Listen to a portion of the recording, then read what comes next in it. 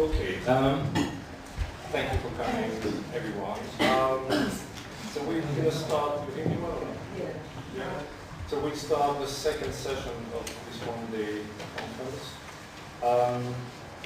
And this session will be really about people who have experienced cult, destructive cults, who are experts in their own rights because they were members of these groups and they studied and written a lot about these groups, including myself. I can mention this because you mentioned I'm the next member of the Belarus organization. Also, I'm an ex-member of the Belarus organization and I'm a witness in the inquest as well yesterday. And we have three speakers who have a lot of experience in different cults. They have different dogma, ideologies, but in the end they look very similar. I hope this session will be informative and very interesting for you to understand how these organizations work, and hoping that some tragedy like what happened to General will never happen again. So we start with my friend Stephen Hassan, who's come from very far away from America, a very well-known cult expert. This is his latest book, second edition. Oh, okay, so it's that one. After him, there will be Masoud Banisal, who's written many books as well, because of his experience in cult Marxist-Leninist Iranian terrorist organization called NEK. So we will speak about how it works. And after that, we have Dr. Alexander Stein, who will explain to us how to prevent youth from being recruited and herself being involved in a cult, a political cult, political organization as well. So let's start with Stephen, because after they will have.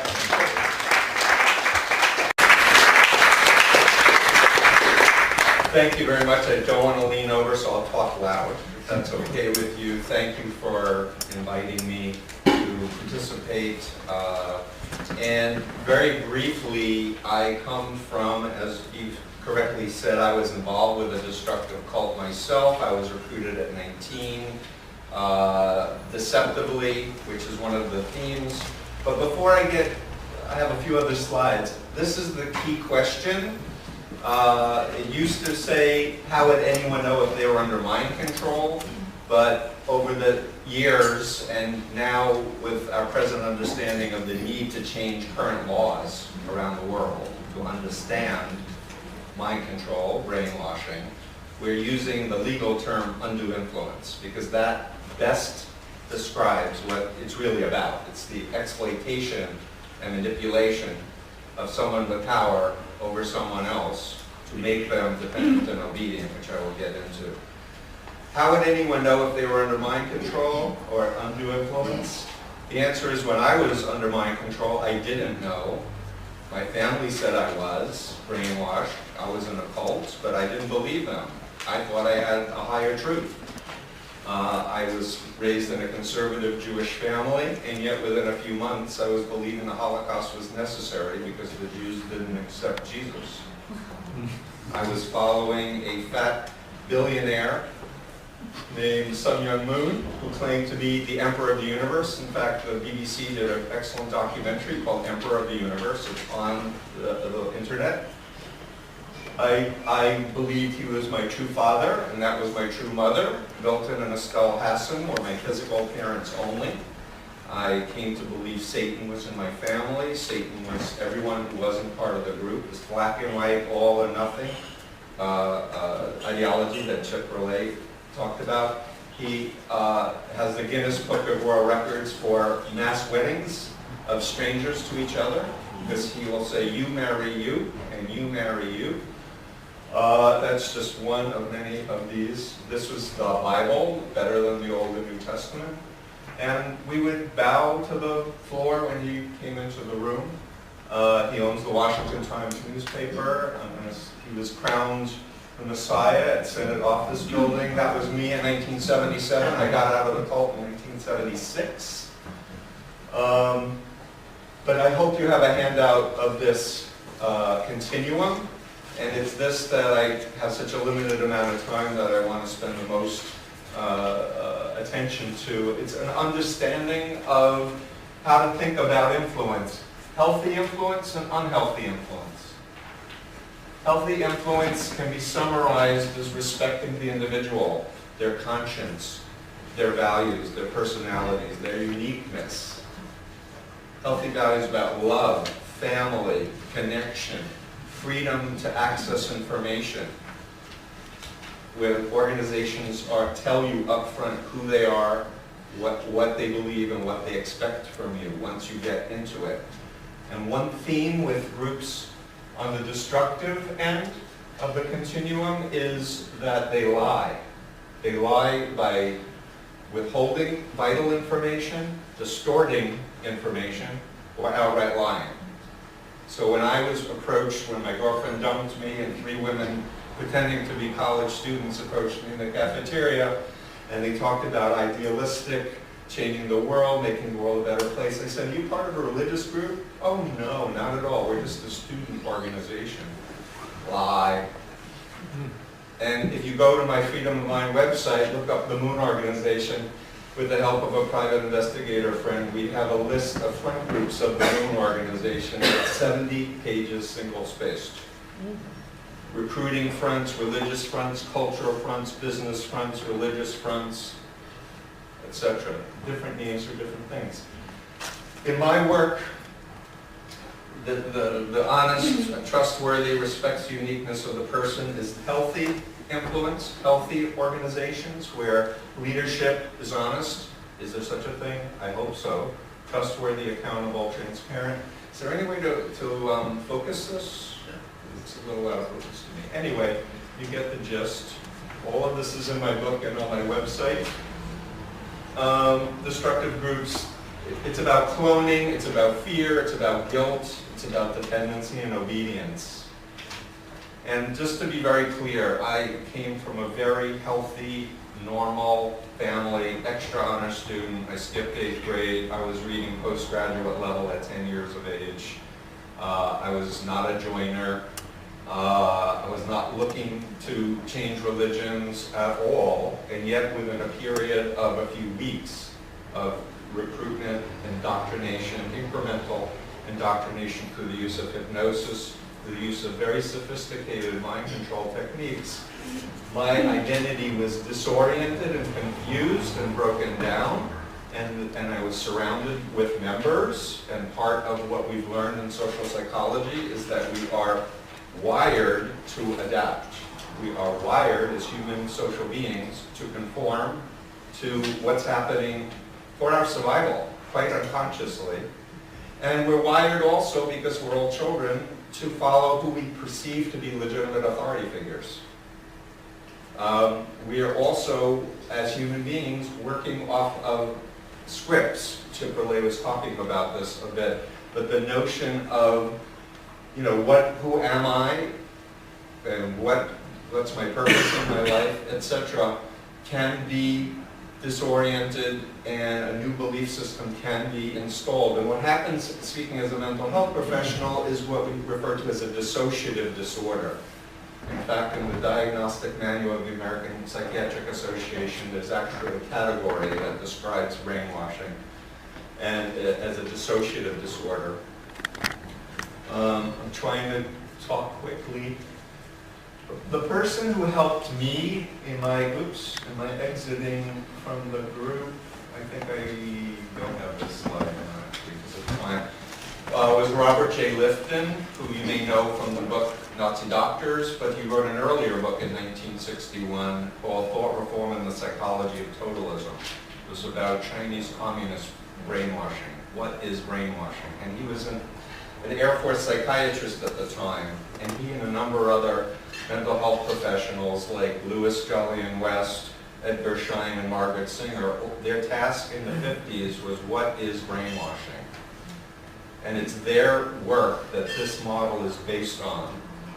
And I've organized it in terms of methods of controlling behavior, information, thinking, and emotions. If you can control these 4 components, you can reorganize someone's sense of self, sense of identity, and control them. Now, keep in mind the continuum. The more a group does these things to the extreme, the worse it is on the continuum. Every group does some of these things, but it's really about sense of self. And I was told that my old self was evil, who wrote poetry and wanted to be a college professor teaching creative writing. Within a few weeks, I was throwing out my poetry, thinking that I needed to help run the world, abolish all evil democracy, evil religions, so that unificationism would be the theocracy that would run the world. Sound familiar?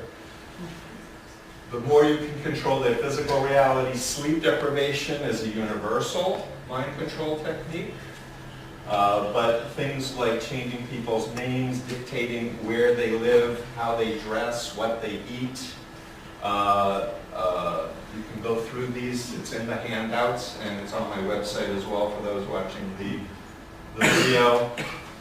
We talked a little bit about deception. So there's no informed consent. That just when you think of a destructive mind control cult, always think people may say, I chose to join, but they didn't, in my professional opinion, choose to join. They were lied to, they were manipulated, and they were indoctrinated. And once I have a chance to teach them what we know about social psychology, what we know about hypnosis, for example, people wake up and they realize, I didn't choose. For example, it was in 1997, if people in the room remember Heaven's Gate. It was a cult in San Diego where 39 people died thinking they were going to a spaceship in the tail of the Hale-Bopp comet. They all took turns in front of a video camera doing an exit message saying, you may think that we're in a cult, but we're not. We're happy. The world's going to blow up. We're just leaving our vehicles and we're going to go to the spaceship. You show someone in a mind control cult those videos, and they'll say, those people are in the cult. Those people are really brainwashed. They're using it, they have different names, they have weird clothing, they're following this wacko who says he's an alien from another dimension. But then you can build a case once they're seeing it over there and you're explaining the bike model. You can then ask them about their experience. Well, when you first met the group, what did you think it was? When they first met the group, they weren't told, by the way, you're going to take pills and have someone take a plastic bag and asphyxiate you and make you feel happy about it. The information control is about spying, manipulation of information. Matthew talked about what we refer to as insider doctrine and outsider doctrine, and I'll just shoot back. I think I had the pyramid in one of the earlier slides.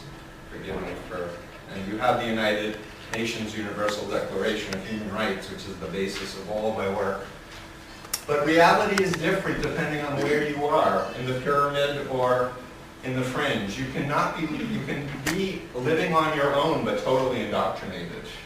You can have that cult identity and taking over your real self.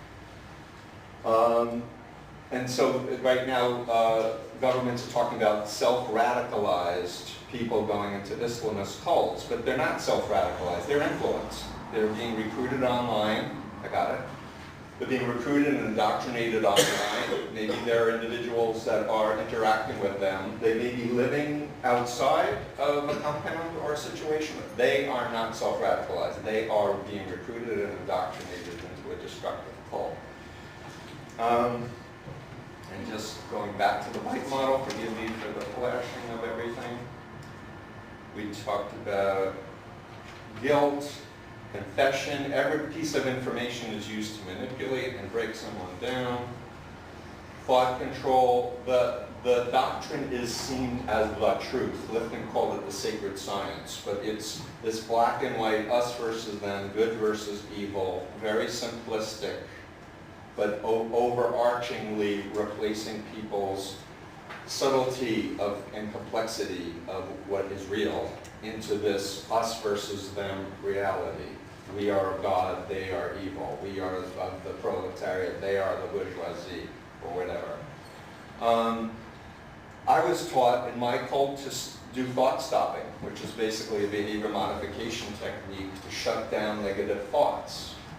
And cult members are taught to do this mind control technique. Their cult identity is taught to do it on themselves so that their authentic self is kept suppressed. The good news is after 39 years of helping people leave destructive mind control groups, the authentic self is still there. And love, particularly family, friends, and people who treat the person with respect and know how to interact with them, they can actually feed the authentic self and help to empower the authentic self while they also simultaneously bring up questions and doubts using the group's own ideology to point out hypocrisies and contradictions. And that's where ex-members become vital in the process of helping people to exit. And I salute all of my peers who have exercised great courage to speak out. Because as you probably know, there's a great stigma that still exists on the planet for people who've been under mind control or undue influence.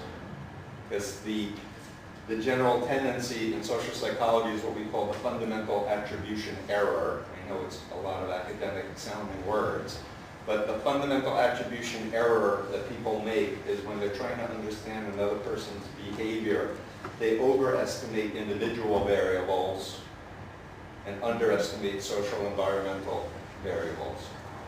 So why did Steve get in pneumonias? He was weak, he was stupid, he needed someone to control him, he was lonely, as opposed to Steve was an incredibly smart, talented, creative guy who was tricked, lied to, isolated, and hypnotically indoctrinated, controlling the behavior, information, thoughts, and emotion, and basically just disrupted my normal critical faculties. And I tell my story in chapter 2 of Combating Cult Mind Control. We don't have time to go into hypnosis, but it's not just the but in fact, people can be mesmerized by speakers, as I hope you have seen.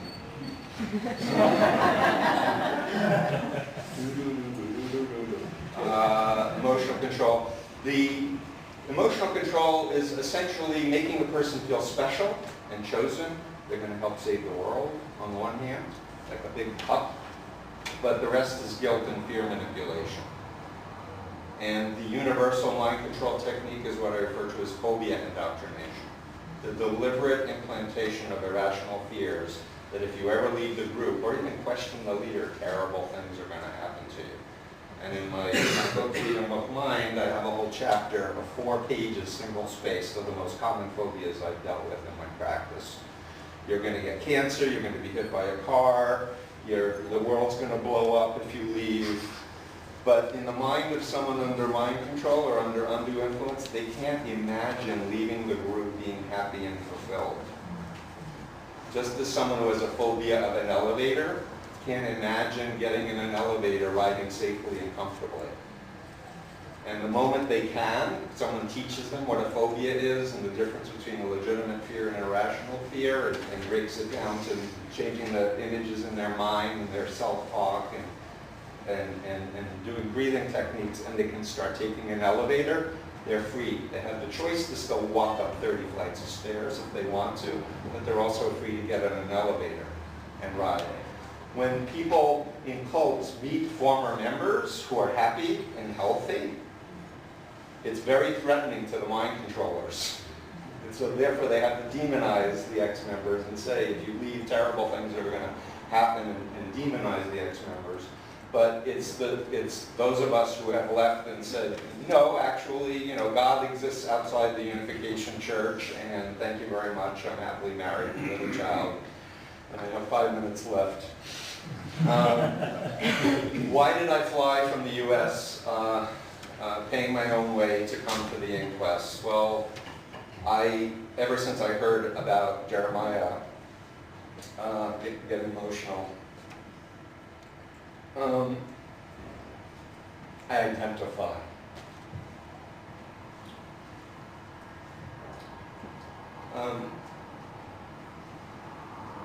The LaRouche cult is a dangerous, destructive mind control cult. People do not make informed choices when they get recruited into it.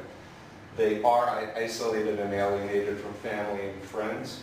Jeremiah was in the beginning of his recruitment and indoctrination. Fortunately, he woke up and in his integrity spoke out, and he realized how evil the group was, and I think he paid with his life.